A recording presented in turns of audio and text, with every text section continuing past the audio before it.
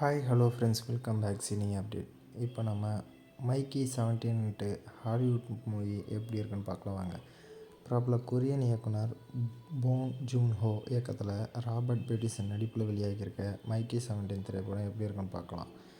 இந்த படத்தோட கதைன்னு பார்த்தீங்கன்னா 2054ஆம் ஆண்டில் நிப்ளஸ் எய்ம்ஸ் என்ற கிரகத்திற்கு மனிதர்கள் ஸ்பேஸ்ஷிப் மூலம் செல்கிறாங்க.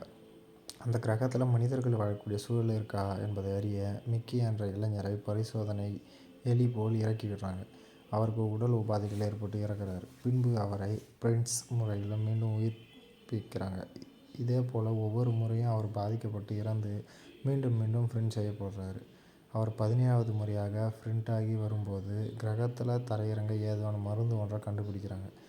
பின்னாடி ஒரு குழுவுடன் வேறு யாராவது கிரகத்தில் இருக்காங்களா என ஆராய செல்லும்போது மிக்கி பெரிய புழு போன்ற உயிரினங்களிடம் மாட்டிக்கிறாரு.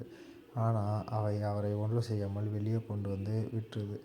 பின் ஷிப்புக்கு திரும்பும் மிக்கி தனது 18வது பிரிண்ட் மிக்கியை பார்த்து அதிர்ச்சி அடைகிறார். அதன் பின்னாடி இருவரில் யார் உயிருடன் இருக்க போகிறாங்க, வேற்று கிரகத்தில் மனிதர்கள் வாழ வழி கிடைச்சதா என்பதை மீதி கதை.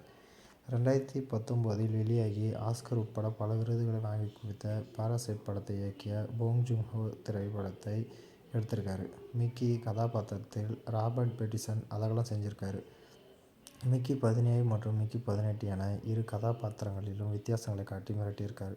குறிப்பாக ஹீரோயினுடன் பெட்ரூம் சீனில் இரண்டு மிக்கியும் கொடுக்கும் ரியாக்ஷன் சிரிப்பலை. படம் முழுக்க தனது நடிப்பால் பேட்டிசன் தாங்குறாரு.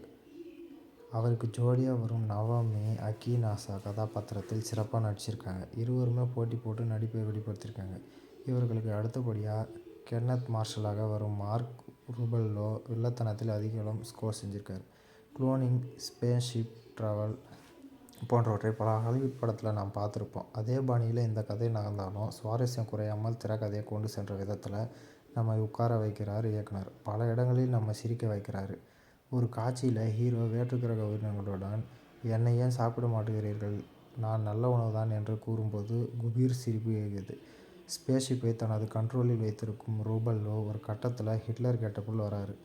ஸ்க்ரீப்பர் என வேற்றுக்கிரக உயிரினத்திற்கு அவர் பெயர் வைக்கிறார். ஆனால் அந்த ஸ்க்ரீப்பர்ஸ் மனிதனை காப்பாற்றுகின்றன. அதே சமயம் தங்களில் ஒரு குட்டியை இழந்தால் கோபம் கொண்டு ஸ்பேஸ்ஷிப்பை முற்றுகையிடுகின்றன. மனிதர்களுக்கும் வேற்றுக்கிரக உயிரினங்களுக்கும் வித்தியாசம் மற்றும் ஆக்கிரமிப்பு தான் கதை என்பதை கிளைமேக்ஸில் தான் இயக்குனர் தெளிவுபடுத்துகிறார்.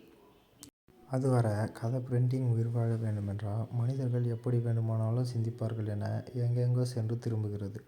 அழகு பதுமையாக வரும் பிரெஞ்சு நடிகை அனா மரியா உடனான பேட்டிசனின் ரொமான்ஸ் சீன்ஸை இன்னும் கொஞ்சம் நீட்டிச்சிருக்கலாம்.